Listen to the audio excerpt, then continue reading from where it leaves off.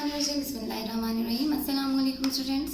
Nuclear physics numerical करेंगे आज हम। चैप्टर नंबर 19 है फिज़िक्स का क्लास 10 के लिए। Starting with the first numerical. The nucleus of hydrogen contains 9 neutrons. Find its charge number if its mass number is 16। यहाँ पर देखो नीचे आपको एक एटम की पिक्चर नज़र आ रही है। एटम के अंदर हमारे पास क्या क्या होते हैं, इसके गिर्द रिवॉल्व कर रहे होते हैं इलेक्ट्रॉन्स। ये जो रिवॉल्व कर रहे हैं नेगेटिवली चार्ज पार्टिकल्स इलेक्ट्रॉन्स, और ये बीच में जो न्यूक्लियस होता है, न्यूक्लियस डिवाइडेड होता है दो पार्ट्स में। इसमें प्रोटॉन्स होते हैं और न्यूट्रॉन्स होते हैं। प्रोटॉन जो होते हैं ये positively charge nucleus atom particles होते हैं न्यूक्लियस के, और न्यूट्रॉन्स जो होते हैं ये न्यूट्रल पार्टिकल्स होते हैं, इन पे कोई चार्ज नहीं होता। क्लियर? जो टोटल मास होता है किसी भी एटम का वो इन दोनों को मिला के बनता है। मास को हम रिप्रेजेंट करते हैं बाय ए, और मास जो होता है वो इक्वल होता है to the number of protons plus to the number of neutrons. जब हम नंबर ऑफ प्रोटॉन्स को लिखते हैं ना तो हम इसको रिप्रेजेंट करते हैं बाय द लेटर Z। ठीक है, सो मास नंबर जो होता है किसी भी एटम का वो इक्वल होता है टू Z, यानी number of protons plus n number of neutrons. इस न्यूमेरिकल में हमें दिया हुआ है mass number that is equal to 16, और हमें दिए हुए हैं नंबर ऑफ न्यूट्रॉन्स। न्यूट्रॉन्स किसके इक्वल है? नंबर ऑफ न्यूट्रॉन्स हैं 9। हमें फाइंड करना है Z। बहुत सिंपल न्यूमेरिकल है। इस इक्वेशन को हम रीअरेंज करते हैं, हमें सिर्फ Z की वैल्यू चाहिए, तो 9 जो Z में ऐड हो रहा था उसको हम इक्वेशन के इस तरफ ले जाके 16 में से सब्ट्रैक्ट कर देंगे। क्लियर? करके देखते हैं हम। मास नंबर हमारे पास इक्वल होता है to the number of protons plus number of neutrons. So number of protons हमारे पास किसके इक्वल हो जाएंगे? मास नंबर में से न्यूट्रॉन्स के नंबर माइनस कर दें। जो आपके पास न्यूक्लियस है उसके दोनों जो पार्टिकल्स हैं वो मिलके इसका मास बना रहे हैं ए। तो अगर आप इसमें से नंबर ऑफ न्यूट्रॉन्स माइनस कर देंगे तो आपके पास नंबर ऑफ प्रोटॉन्स आ जाएंगे। क्लियर? नंबर ऑफ प्रोटॉन्स किसके इक्वल हो जाएंगे? 16 इसका मास दिया हुआ था, इसमें से हमने 9 माइनस कर दिया, so number of proton will be equal to 7। सो जो हाइड्रोजन का न्यूक्लियस है उसमें कितने नंबर ऑफ न्यूट्रॉन्स होंगे? 7 नंबर ऑफ न्यूट्रॉन्स होंगे। क्लियर? ओके, नेक्स्ट न्यूमेरिकल है हमारे पास। Mass of carbon nucleus is found to be 0.164 into 10 raise to the power -27 kilogram less than its constituents. Calculate the energy released. एक हमारे पास carbon का nucleus है जिसका हमारे पास जो मास था वो कम हो गया है। ठीक है, कितना कम हुआ है? 0.164 into 10 raise to the power -27 kilogram. इतना कम हो गया है कार्बन के न्यूक्लियस का मास। जब भी मास कम हो जाता है किसी भी चीज़ का, इसका मतलब है कि वो मास जो है वो कन्वर्ट हो गया है इनटू एनर्जी। ये मास कहाँ चला गया कम होके? एनर्जी में कन्वर्ट हो गया है। इसमें से रेडिएशंस निकली हैं न्यूक्लियस में से, और वो रेडिएशंस जो है वो किस फॉर्म में निकलती हैं? फोटॉन्स की एनर्जी की फॉर्म में निकलती हैं। हमें कैलकुलेट करना है कि कितनी एनर्जी रिलीज़ हुई। ये कैलकुलेट करने के लिए हमारे पास फॉर्मूला क्या होता है? E is equal to mc²। Energy हमें कैलकुलेट करनी है। जो मास हमारे पास लॉस हुआ वो किसके इक्वल है? 0.164 into 10 raise to the power -27 kg। इसको हम मल्टीप्लाई कर देंगे बाय c का स्क्वायर। अब c यहाँ पर हमारे पास क्या होता है? c होता है हमारे पास speed of light. Speed of light कितनी है? 3 into 10 raise to the power 8 meters per second square, और हमें स्पीड ऑफ लाइट का लेना है स्क्वायर। इस फॉर्मूले के according E is equal to mc²। Mass लिया हमने जो हमें दिया हुआ था, और हमने स्पीड ऑफ लाइट ली that was equal to 3 into 10 raise to power 8 का स्क्वायर। अब फर्स्ट स्टेप में हम क्या करते हैं? हम ये ब्रैकेट सॉल्व करते हैं, स्पीड ऑफ लाइट का स्क्वायर लेते हैं। ठीक है। 0.164 into 10 raise to the power -27 मल्टीप्लाइड बाय 3 का स्क्वायर कितना हो जाएगा, 3 इंटू 3 को 3 से मल्टीप्लाई कर देंगे 9 मल्टीप्लाइड बाय 10। और जब हमारे पास पावर्स मल्टीप्लाई हो रही होती हैं, पावर्स का स्क्वायर हम लेते हैं, तो हम क्या करेंगे, हम इन दोनों पावर्स को आपस में मल्टीप्लाई कर देंगे। ठीक है। जब भी हमारे पास किसी पावर का या किसी एक्सपोनेंट की एक और पावर लगी होती है, इसको हम कहते हैं पावर ऑफ अ पावर। एक पावर हमारे पास 10 की है 8 और फिर उसकी भी एक पावर है 2। तो जब हमारे पास एक ही नंबर में दो पावर्स लगी होती हैं तो हम उन दोनों पावर्स को आपस में मल्टीप्लाई कर देते हैं। क्लियर। आप 8 मल्टीप्लाइड बाय 8 नहीं करोगे, बल्कि आप 8 को 2 से मल्टीप्लाई करोगे। सो 8 into 2 will give us 16। Further simplification किस तरह से होगी हमारे पास कि हम ये जो नंबर्स हैं इनको आपस में मल्टीप्लाई करते हैं। 0.164 इसको मल्टीप्लाई करेंगे 9 से, और ये जो हमारे पास पावर्स वाले नंबर हैं इसको हम एज इट इज़ लिख लेते हैं -27 और 10 रेज टू द पावर 16। 0.164 को हम मल्टीप्लाई करेंगे 9 से, वी विल गेट 1.147। और इन पावर्स को हम क्या, जब दो सेम बेसेस मल्टीप्लाई हो रही होती हैं आपस में तो उनकी जो पावर्स होती हैं वो ऐड हो जाती हैं। अब -27 में +16 हम ऐड करेंगे, हमारे पास क्या आ जाएगा, we will get -11। So answer हमारे पास होगा 1.147 into 10 raised to the power -11 joules. How much energy will be released when 15 gram of mass is completely transferred to energy? हमारे पास मास है, फर्ज करो हमारे पास मास है इन लकड़ियों का 15 ग्राम, हमारे पास इन लकड़ियों का मास है। हमने कैलकुलेट करना है कि जब ये मास कम्प्लीटली ट्रांसफ़र हो जाए एनर्जी में तो हमारे पास कितनी एनर्जी रिलीज़ होगी। कैसे कैलकुलेट करेंगे, by the same is equal to mc²। यहाँ पर एक बच्चों दोबारा यूनिट्स को देखो, हमारे पास एनर्जी दी हुई है, हमारे पास मास दिया हुआ है इज इक्वल टू 15 ग्राम्स। हमें इसमें से कैलकुलेट करनी है एनर्जी। एनर्जी हम कैलकुलेट करेंगे किस फॉर्मूले से, mc² से। लाइट का यूनिट हमारे पास क्या है, लाइट की वैल्यू है हमारे पास, स्पीड की वैल्यू है 3 × 10⁸ मीटर्स पर सेकेंड। ये हमारे पास यूनिट है of light, speed of light. अब चूँकि ये स्पीड ऑफ लाइट हमारे पास मीटर्स में है, इसलिए हमें जिस सिस्टम में चलना पड़ेगा वो है SI सिस्टम, यानी हमें मीटर्स के साथ किलोज़ में बात करनी होती है। अगर हम मीटर ले रहे हैं तो हमें इसके साथ दूसरा यूनिट किलोग्राम्स में लेना होगा। अगर हमारे पास एक यूनिट सेंटीमीटर में है तो इसके साथ जो हम दूसरा यूनिट लेंगे वो ग्राम्स में होगा। CGS सिस्टम होता है, यानी सेंटीमीटर्स, ग्राम्स एंड सेकेंड्स, और हमारे पास SI सिस्टम होता है यूनिट्स का, that is metres and kilograms. अब चूँकि हमें एक वैल्यू मीटर में दी हुई है, मीटर्स पर सेकेंड में, और दूसरी वैल्यू हमें ग्राम्स में दी हुई है, इसलिए हमें पहले क्या करना होगा, इन ग्राम्स को कन्वर्ट करना होगा इनटू किलोग्राम। और ग्राम्स को किलोग्राम्स में कन्वर्ट करने के लिए आप क्या करोगे, मास हमें दिया हुआ है 15 ग्राम्स, 15 को मल्टीप्लाई कर दोगे बाय 10⁻³ से, तो हमारे पास मास कन्वर्ट हो जाएगा किलोग्राम्स में। हमारे पास आ जाएगा 15 × 10⁻³ किलोग्राम्स। इसका मतलब यह है कि आपने 15 को डिवाइड कर दिया बाय 1000। 10⁻³ से मल्टीप्लाई करने का मतलब क्या है कि आपने नंबर को 1000 से डिवाइड कर दिया। हमारे पास अब मास आ गया in kilograms, that is equal to 15 × 10⁻³ kilogram. Energy हमें कैलकुलेट करनी थी, energy is equal to mc²। Mass हमारे पास किसके इक्वल है, 15 × 10⁻³ और स्पीड ऑफ लाइट किसके इक्वल है हमारे पास, 3 × 10⁸ और स्क्वायर लेंगे, c का स्क्वायर ले लेंगे। Again 15 multiplied by 10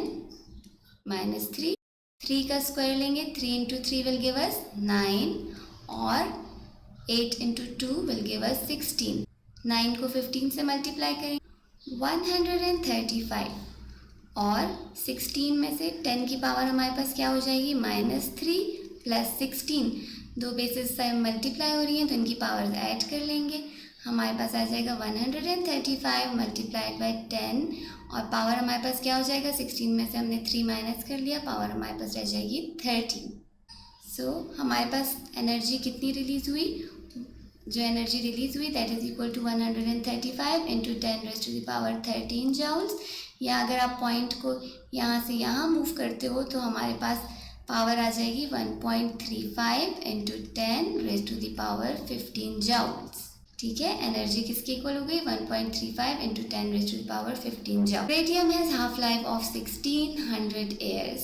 How much of 60 gram radium would be left after 4800 years? यहाँ पर सबसे पहले आप लोग समझो कि व्हाट इज़ हाफ लाइफ। हमारे पास नेचुरली अकर करते हैं कुछ रेडियो एक्टिव एलिमेंट्स।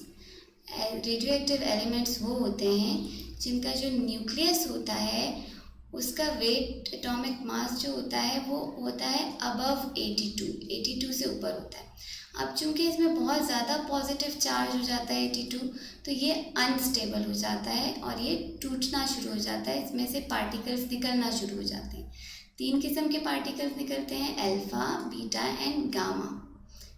ठीक है, इन पार्टिकल्स के निकलने की वजह से कंटिन्यूअसली ये निकलते हैं और ये किस फॉर्म में निकलते हैं, छोटे छोटे फोटॉन्स लाइट की फॉर्म में निकलते हैं। इन फोटॉन्स की वजह से ये जो हमारे पास कुछ एलिमेंट्स हैं जैसे यूरेनियम है, थोरियम है, रेडियम है, पोलोनियम है, ये जो एलिमेंट्स होते हैं इनमें एक ख़ास किस्म की चमक होती है, ग्लो होती है। बहुत सारी आपने क्लॉक्स देखी होंगी ना, ऐसी वॉचेस होती हैं, रिस्ट वॉचेस होती हैं, क्लॉक्स होती हैं जो कि ग्लो करती हैं, तस्बीह होती है ऐसी। ये ग्लो इनमें होती है इसी रेडिएशन की वजह से। ये जो चीज़ होती है बनी होती है रेडियो एक्टिव एलिमेंट से। जब एक चीज़ में से मुसलसल कुछ फोटॉन्स निकल रहे हैं तो उसका मतलब है कि उसका जो मास है वो कम होता जा रहा है। ये मास बहुत तेज़ी से पास, एटम्स ऐसे होते हैं जिनमें ये मास जो है बहुत तेज़ी से कम होता है, लेकिन बास में ये जो होता है बहुत साल लेता है कम होने में। जैसे रेडियम जो होता है, ये आपके पास सामने रेडियम की पिक्चर्स हैं। रेडियम की हाफ लाइफ होती है 1600 years। हाफ लाइफ क्या होती है, वो टाइम जिसमें रेडियम जो होता है या जो भी रेडियो एक्टिव एलिमेंट होता है वो हाफ रह जाए। हमने यहाँ पर फ़र्ज़ करो 60 ग्राम रेडियम लिया है हमने। हम कह रहे हैं कि आफ्टर 1600 years ये जो रेडियम है 60 ग्राम रेडियम्स ये रह जाएगा हाफ। 60 का हाफ क्या होगा, 30 ग्राम्स। और ये जो लाइफ है जिसमें ये जो अमाउंट है ये हाफ रह जाए, इसको हम कहते हैं इसकी हाफ लाइफ। इस न्यूमेरिकल में हमें कैलकुलेट करना है कि रेडियम का हमें अमाउंट दिया हुआ है 60 ग्राम्स और हमें पूछा गया है कि 60 ग्राम्स ऑफ रेडियम आपके पास है, आफ्टर 4800 years आपके पास कितना रेडियम रह जाएगा, और इसकी हाफ लाइफ हमें दी हुई है that is equal to 1600 years। पहले स्टेप में बच्चों हम क्या करेंगे, देखेंगे कि रेडियम ने कितनी हाफ लाइफ गुजारी। यहाँ पर इसको थोड़ा सा और एक्सप्लेन करती हूँ मैं। यहाँ पर आपको एक पिक्चर नज़र आ रही है, रेडियो एक्टिव न्यूक्लियस है, इसमें से मुसलसल रेडिएशंस हो रही हैं। रेडिएशंस की वजह से क्या होता है कि इसमें से पार्टिकल्स एमिट हो जाते हैं। जो रेडियो एक्टिव न्यूक्लियस है इसमें से पार्टिकल्स एमिट होते रहते हैं और इसका जो मास है ये हाफ रह जाता है, ये छोटा होके कम हो जाता है। रेडियम के किस्से में ये मास हाफ कब रह रहा है, आफ्टर 1600 years। हमसे ये पूछा गया है कि आफ्टर 4800 years इसका मास कितना रह जाएगा। इसके लिए हमें क्या कैलकुलेट करना पड़ेगा, हमें ये कैलकुलेट करना पड़ेगा पहले स्टेप में कि रेडियम की कितनी हाफ लाइफ्स गुजरती। 4800 years में रेडियम ने कितनी हाफ लाइफ्स गुजारी। Half lifes, total half lifes कितनी गुजारी, रेडियम की हाफ लाइफ है हमारे पास 1600 years। टोटल टाइम जो इस रेडियम ने लिया दैट इज़ 4800 years। हमें फाइंड करना है कि 60 ग्राम जो हमारे पास सैंपल था वो 4800 years के बाद कितना रह गया। सो हमें हाफ लाइफ कैलकुलेट करनी है। टाइम जो हमारे पास अवेलेबल है दैट इज़ 4800 years और 4800 ईयर्स में कितनी हाफ लाइफ्स गुजारेगा ये फाइंड करने के लिए हम 4800 को डिवाइड कर देंगे बाय 1600, जो इसकी एक हाफ लाइफ है। आपको देखना है कि इसने इतने अरसे में कितनी हाफ लाइफ्स गुजारी। क्लियर? पहले आपको कैलकुलेट करनी half lifes. Half life calculate करने के लिए आप जो टोटल टाइम इसने गुजारा उसको डिवाइड कर दोगे इसके हाफ लाइफ से। ये ज़ीरोज़ कैंसिल हो जाएंगे और यहाँ पर हमारे पास 16 1 से 16 एंड 16 3 से 48 आ जाएगा। तो कितनी हाफ लाइफ्स इसने गुजारी? इसने 3 हाफ लाइफ्स गुजारी, यानी 60 ग्राम्स से पहले एक हाफ लाइफ गुजरी, ये आधा हो गया, और फिर उसके बाद इस पर एक और हाफ लाइफ गुजरी और ये मज़ीद कम हो गया। अब हमें देखना है कि टोटल इसका कितना मास रहता है। कितनी हाफ लाइफ्स इसने गुजारी? 3 लाइफ्स गुजारी, 3 हाफ लाइफ्स गुजारी। आफ्टर फर्स्ट हाफ लाइफ, पहली हाफ लाइफ के बाद क्या होगा? 60 जो है वो रह जाएगा आधा, तो 60 को हम मल्टीप्लाई कर देंगे बाय 1/2। यहाँ इसका मतलब ये है कि हमने 60 को डिवाइड किया 2 से। सो 60 को जब हम 2 से डिवाइड करेंगे तो हमारे पास क्या आ जाएगा? 30। यानी पहली हाफ लाइफ के बाद हमारे पास कितना मास रह गया रेडियम का? 30 ग्राम्स रह गया सिर्फ। अब वो जो 30 ग्राम्स है उस पर एक सेकेंड हाफ लाइफ आएगी, वो दोबारा 1600 ईयर्स के बाद आधा होगा। पहले 60 ग्राम्स था, 60 ग्राम्स रह गया 30 ग्राम्स। अब मज़ीद 1600 ईयर्स के बाद ये जो 30 ग्राम्स है ये भी हाफ में डिवाइड हो गया और हमारे पास सिर्फ रह जाएगा 15 ग्राम्स ऑफ रेडियम। इस 15 ग्राम को हम दोबारा हाफ करेंगे क्योंकि हमारे पास इस पर 3 हाफ लाइफ्स गुजरी हैं। 15 को दोबारा हमने 2 से डिवाइड किया, वी विल गेट 7.5 ग्राम्स। यानी जो हमारे पास 60 ग्राम रेडियम था वो पहली हाफ लाइफ के बाद 1600 ईयर्स के बाद कन्वर्ट हो गया टू 30 ग्राम्स। 60 ग्राम का हाफ क्या हो गया? 30 ग्राम्स। फिर इस पे 1600 ईयर्स गुजरे और ये मज़ीद कम हो के रह गया 15 ग्राम्स, और थर्ड हाफ लाइफ के बाद ये हमारे पास रह गया equal to 7.5 grams. Next numerical समझाती हूँ, इससे मज़ीद क्लियर हो जाएगी ये बात आप पे। Half life of radon is 3.82 days. यहाँ पर देखो मुख्तलिफ रेडियो एक्टिव एलिमेंट्स आपको दिखाए हुए हैं। हीलियम जब ग्लो करता है किस फॉर्म में? नियॉन, आर्गॉन, क्रिप्टॉन, जीनॉन, ये सारे रेडियो एक्टिव और बड़ी ब्रिलियंट ग्लो करते हैं। बात करते हैं हम रेडॉन की। रेडॉन वैसे तो एक कलरलेस गैस होती है एट रूम टेम्परेचर, लेकिन जब हम रेडॉन का टेम्परेचर बहुत ज़्यादा लो करते हैं तो रेडॉन अपने फ्रीजिंग पॉइंट पे आ जाता है। फ्रीज जब हो जाएगा तो ये किस फॉर्म में कन्वर्ट हो जाएगा? सॉलिड फॉर्म में कन्वर्ट हो जाएगा। जब रेडॉन सॉलिड फॉर्म में कन्वर्ट हो जाता है बहुत लोअर टेम्परेचर पे, फ्रीजिंग पॉइंट से नीचे, तो ये ग्लो करने लगता है। रेडियो एक्टिव होता है, ये ग्लो करने लगता है और ब्रिलियंट ऑरेंज लाइट, येलो से ऑरेंज किस्म की इसकी लाइट होती है जो आपके सामने है। रेडॉन का हाफ लाइफ बहुत कम होता है। कितना होता है इसका हाफ लाइफ? तकरीबन 3.82 डेज। हमें कैलकुलेट करना है कि अगर हमारे पास 100 ग्राम रेडॉन है तो वो कितना रह जाएगा आफ्टर 7.64 डेज। आप लेकर आए हो अपने लिए 100 ग्राम्स रेडॉन, एक ट्यूब में आपने फ्रीजिंग पॉइंट पे उसको फ्रीज़र में रखा हुआ है कि कुछ दिनों बाद आप देख रहे हो रेडॉन गायब है, रेडॉन तो है ही नहीं। अब हम कैलकुलेट करते हैं कि कब होगा ऐसा कि रेडॉन बिल्कुल गायब हो जाएगा या थोड़ा सा उसका मास रह जाएगा। हमारे पास कितना मास है रेडॉन का? 100 ग्राम्स। वी हैव 100 ग्राम्स, ये हमारे पास इसका मास है। और हमें जो है इसकी हाफ लाइफ दी हुई है, that is equal to 3.82 days. हमें कैलकुलेट करना है कि टोटल टाइम 7.64 डेज के बाद जब आप देख रहे हो तो आपके पास कितना रेडॉन रह गया। ठीक है, इसके लिए पहले हम क्या कैलकुलेट करेंगे? हम इसकी हाफ लाइफ कैलकुलेट करेंगे। हाफ लाइफ कैलकुलेट करने के लिए टोटल कितनी हाफ लाइफ इसने गुजारी वो कैलकुलेट करने के लिए हम क्या करेंगे कि हम टोटल टाइम को डिवाइड कर देंगे bye it's half life. Total time कितना है? 7.64। इसको हम डिवाइड कर देंगे बाय 3.82, तो हमारे पास तकरीबन आ जाएगा आंसर 2। यानी इसने कितनी हाफ लाइफ्स गुजारी? 2 हाफ लाइफ। आपको क्या करना होगा, सबसे पहले टोटल टाइम जो आपको दिया है उसको आप डिवाइड करोगे हाफ लाइफ से। जो आपके पास आंसर आएगा, होल नंबर में आप आंसर लोगे 2, 3, 4, वो आपके पास उतनी हाफ लाइफ इसने गुजारी होंगी। अब हम क्या करेंगे, हम उतनी दफ़ा इसको डिवाइड कर देंगे 2 से। जो हमारे पास टोटल मास है उसको हम डिवाइड करेंगे बाय 2, जितनी दफ़ा हमारे पास हाफ लाइफ्स आएंगे। अब इसमें हमारे पास कितनी हाफ लाइफ्स आएंगे, 2।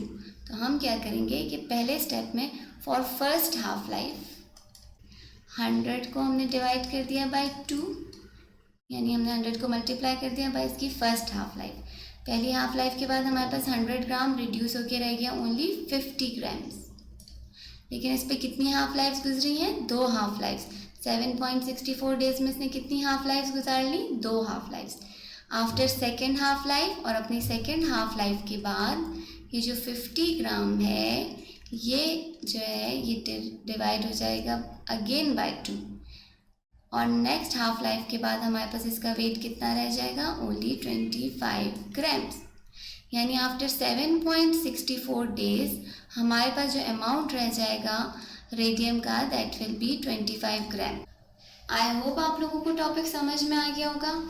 ये चैप्टर भी मैं आप लोगों को कराऊंगी आफ्टर न्यूमेरिकल्स। तो आज हो गए, इंशाल्लाह चैप्टर भी कराऊंगी। कुछ और न्यूमेरिकल्स रहते हैं चैप्टर्स के, वो हो जाए फिर हम चैप्टर स्टार्ट करेंगे। अगर कोई बात समझ में नहीं आई तो प्लीज़ मुझे बताइएगा। थैंक यू, अल्लाह हाफिज़।